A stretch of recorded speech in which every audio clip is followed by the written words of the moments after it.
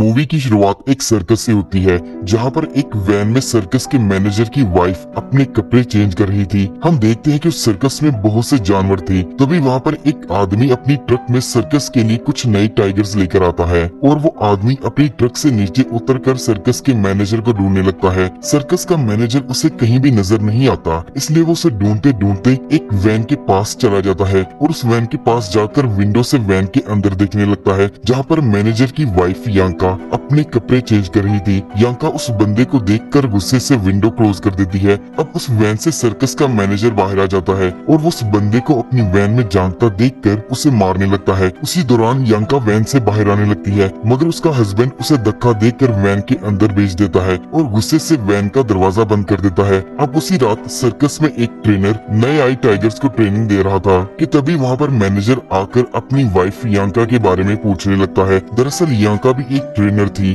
और वो भी दूसरे ट्रेनर्स के साथ मिलकर टाइगर्स को ट्रेन किया करती थी। खैर अब यांका भागते भागते वहाँ पर पहुँचती है तो वो मैनेजर उसे बहुत बुरे तरीके से ट्रीट करता है और इसी गुस्से में वो उसे धक्का देकर उस केज में डाल देता है जहाँ पर टाइगर्स को ट्रेनिंग दी जा रही थी। यांका वहाँ पर नए टाइगर्स को ट्रेन करने की कोशिश करती है, मगर वो टाइगर्स अभी सर्कस में नए थे, इसलिए वो यांका को धक्का देकर नीचे गिरा देते हैं और इसी वजह से यांका वहाँ से रोते रोते सर्कस से बाहर आ जाती है। और वहीं पर हम उस ड्राइवर को देखते हैं जो मूवी की शुरुआत में यांका को वैन की विंडो से देख रहा था। वो ड्राइवर यांका को अकेले देखकर उसके पीछे जाने लगता है। अब यांका भी अपने हस्बैंड और उन टाइगर्स की वजह से काफी टूट चुकी थी, इसलिए वो उस ड्राइवर को देखकर उसके साथ इंटीमेट होने लगती है। तभी वहाँ पर यांका के हस्बैंड की आवाजें आने लगती हैं जो कि यांका को ढूंढ रहा था, जिसे सुनकर वो ड्राइवर डर जाता है और वहाँ से भाग जाता है। और वो मैनेजर वहाँ आकर यांका को उस हालत में देख लेता है और गुस्से में आकर यांका को जोर से थप्पड़ मार देता है और फिर वहाँ से अपने कैबिन में जाकर दोबारा से अपना काम करने लगता है। वहाँ वो मैनेजर अपना काम कर ही रहा था कि तभी उसे बाहर से कोई अजीब सी आवाज सुनाई देती है, इसलिए वो बाहर जाकर देखता है कि नए आए टाइगर्स में से किसी एक टाइगर को किसी ने बड़ी बुरी तरह से जान से मार दिया था।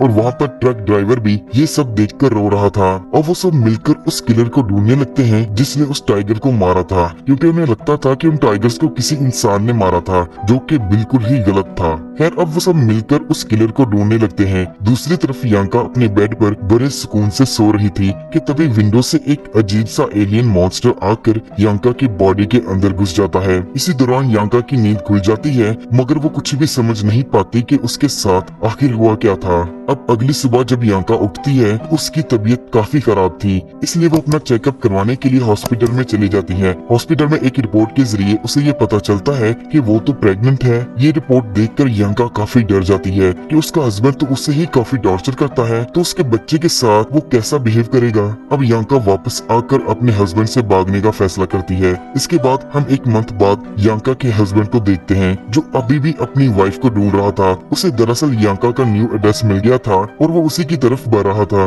अब यांका का हस्बैंड यांका के पास पहुंचकर काफी खुश हो जाता है और उसे गले लगा लेता है, मगर यांका उसके पेट में चाकू मारकर उसे जख्मी कर देती है, जिससे वो नीचे जमीन पर गिर जाता है। अब यांका उसे जान से मारने ही वाली थी कि तभी उसकी बॉडी से उसे एक आवाज सुनाई देती है जो यांका को ये कहती है कि अगर तुमने अपने हस्बैंड को जान से नहीं मारा तो मैं तुम्हें अंदर से खा जाऊंगा।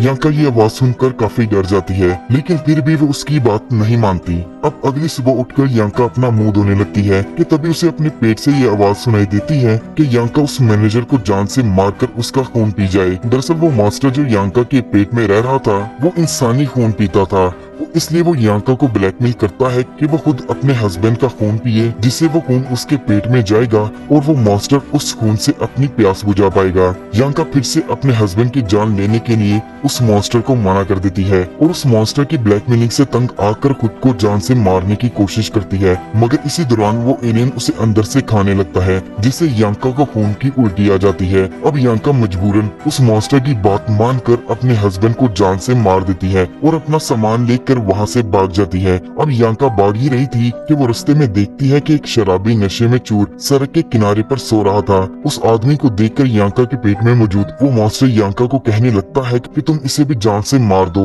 और मुझे इसका खून पिला दो। यांका दोबारा उस मॉन्स्टर की बात मानने के लिए इनकार कर देती है। अब यांका को डर था कि कहीं वो मॉन्स्टर दोबारा से ना उसे अंदर से खाने लगे, इसलिए वो पानी में जंप करके अपनी जान देने का फैसला करती है, मगर यांका के पास इतनी हिम्मत नहीं थी कि वो अपनी जान ले पाए, इसलिए वो पानी से बाहर आ जाती है। अब बाहर आने पर वो मॉन्स्टर यांका को कहता है कि मैं कोई मॉन्स्टर नहीं हूँ, मैं तो एक नॉर्मल छोटा सा बेबी हूँ और तुम मेरी मदर हो, इसलिए अब से मैं तुम्हें हर्ट नहीं किया करूँगा। उस मॉन्स्टर की बात सुनकर अब यांका वहाँ से कहीं जाने लगती है। तभी वहाँ पर एक ट्रक रुकता है। उस ट्रक का ड्राइवर यांका से पूछता है कि क्या तुम्हें कोई लिफ्ट चाहिए, जिसकी बात सुनकर यांका उसके ट्रक में बैठ जाती है। ट्रक में बैठकर वो ड्राइवर यांका के साथ काफी बातचीत करता है, मगर यांका उसकी किसी भी बात का कोई जवाब नहीं देती। अब वो ड्राइवर एक स्टेशन पर रुकता है, जहाँ पर उसे एक दोस्त मिलता है जिससे वो कुछ देर तक बातें करता है। फिर वो ड्राइवर वापस आकर यांका को कहता है कि तुम्हें अंदर जाकर कुछ खा पी लेना चाहिए। और जब यांका अंदर जाती ही है तो वो ड्राइवर अपने दोस्त और 2 लड़कियों के साथ ट्रक में बैठकर यांका को अकेले छोड़कर वहाँ से चला जाता है।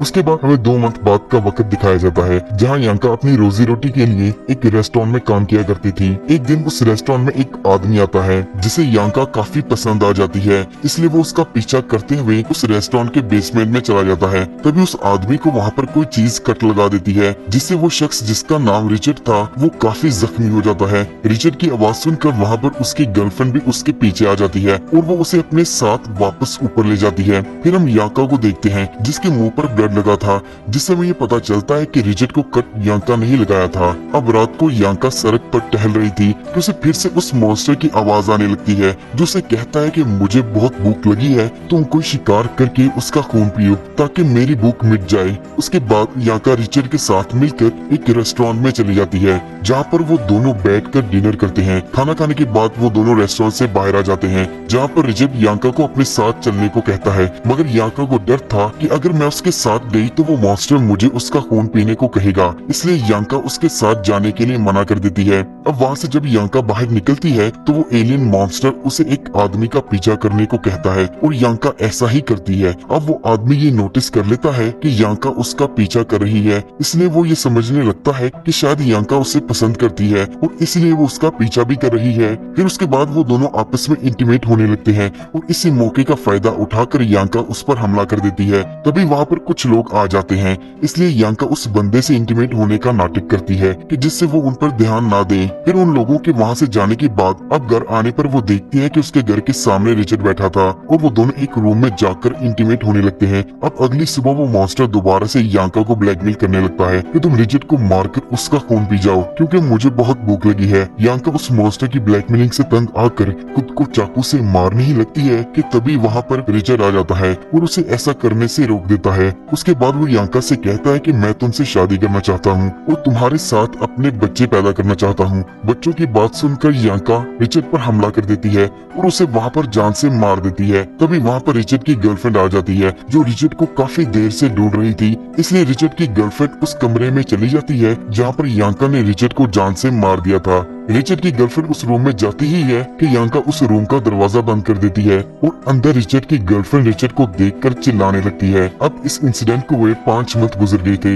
वहाँ हम एक आदमी को देखते हैं जो सड़क किनारे एक टैक्सी को रोकता है और हम देखते हैं कि उस टैक्सी को यांका ड्राइव कर रही थी। अब कुछ दूर जाने पर वो मॉन्स्टर यांका को सड़क पर चलते हुए एक आदमी को जान से मारने को कहता है और इसलिए यांका अपनी गाड़ी को बड़ी तेजी से चलाने लगती है। ये देखकर वो पैसेंजर घबरा जाता है और यांका अपनी गाड़ी से उस सड़क पर चलते हुए आदमी को कुचल देती है और फिर गाड़ी से निकलकर एक हैमर की मदद से उस आदमी का सर उखाड़ देती है। अब अगली सुबह यांका उस गाड़ी को ड्राइव कर ही रही थी कि तभी उसकी गाड़ी खराब हो जाती है और वो गाड़ी से बाहर निकलकर उसके इंजन को चेक करने लगती है। तभी वहाँ पर एक मैकेनिक आकर यांका की मदद करने लगता है, मगर वहाँ यांका की तबीयत एकदम से खराब हो जाती है, इसलिए वो मैकेनिक एक गाड़ी को रोककर यांका को उसके अंदर बिठाकर उसे हॉस्पिटल में ले जाने लगता है। पर रास्ते में यांका को होश आ जाता है और वो गाड़ी को रोकने की कोशिश करती है, जिसकी वजह से गाड़ी का बैलेंस आउट हो जाता है, जिसकी वजह से उस गाड़ी का ड्राइवर वहाँ पर मारा जाता है। अब यांका उस गाड़ी से निकलकर बाहर आ जाती है और वो सड़क पर पैदल चलने ही लगती है कि उसे चक्कर आने लगते हैं, जिससे वो दोबारा नीचे गिरकर बेहोश हो जाती है। होश में आने पर यांका खुद को एक डॉक्टर के पास देखती है, जो उसे उसके बच्चे के बारे में बता रही थी। यांका उस लेडी से फोन मांगती है और ये बहाना लगाती है कि मैंने अपने हस्बैंड से बात करनी है और वो डॉक्टर उसे फोन लाकर दे देती है। यांका उस फोन की वायर से उस लेडी को जान से मारकर वहाँ से भागकर एक पार्क में जाकर बैठ जाती है। वहाँ यांका लोगों को मार मार कर उनका खून पीते पीते काफी थक गई थी, इसलिए अब वो उस मॉन्स्टर की बात मानने से इनकार कर देती है और उस मॉन्स्टर से कहती है कि अब के बाद मैं तुम्हारे लिए किसी भी इंसान की जान नहीं लूंगी। ये सुनकर वो मॉन्स्टर यांका के पास ही खड़ी एक ब्लड बैंक की गाड़ी दिखाता है, जिसे देखकर यांका पास ही खड़े एक बच्चे से उसकी टॉय गन छीनकर उस वैन में मौजूद डॉक्टर को डराती है और वैन के अंदर जाकर एक पूरी खून की बोतल पी जाती है। फिर उसके बाद यांका वो वैन खुद चलाने लगती है और साथ उस मॉन्स्टर से बातें करने लगती है, जो उसे कहता है कि तुम मुझे पैदा करने के बाद समुद्र में छोड़ देना और मैं समुद्र में जाकर 5000 सालों तक सो जाऊंगा और जब मैं इस जमीन पर रहने के काबिल हो जाऊंगा तो मैं यहाँ आकर सब इंसानों को जान से मार दूंगा। उसकी ये बात सुनकर यांका हंसने लगती है। इसी दौरान उस वैन के पीछे से आकर एक शख्स यांका पर हमला कर देता है, जिससे वो वैन वहाँ पर क्रैश कर जाती है और इस क्रैश में वो आदमी तो मर जाता है पर यांका किसी तरह बच जाती है। उसे बस मामूली सी चोटें लगती हैं। अब यांका को वहाँ पर एक एम्बुलेंस आकर हॉस्पिटल ले जाने लगती है, मगर रास्ते में यांका उठकर एम्बुलेंस में मौजूद एक आदमी पर हमला करके उसके मुंह पर गैस मास्क लगा देती है, जिससे वो फटकर मारा जाता है। फटने की आवाज सुनकर वैन का ड्राइवर गाड़ी रोककर पिछला दरवाजा खोलता है। तभी यांका एक सिलेंडर की मदद से उसे भी जान से मार देती है। फिर उसके बाद यांका को बहुत ज्यादा पेन होने लगती है और इसी पेन में वो एक छोटे से बच्चे को जन्म देती है, जो कि दिखने में तो इंसानी बच्चों जैसा था, मगर असल में वो एक एलियन मॉन्स्टर था। तभी एक आदमी एम्बुलेंस की बुरी हालत देखकर उसकी तरफ जाने लगता है। इसी दौरान यांका उस आदमी की गाड़ी लेकर भाग जाती है। अब यांका उस गाड़ी को रोककर एक शॉप के अंदर चली जाती है और वहाँ बैठकर रेस्ट करने लगती है। तभी वहाँ पर एक बस रुकती है और उस बस से एक आदमी उतरता है,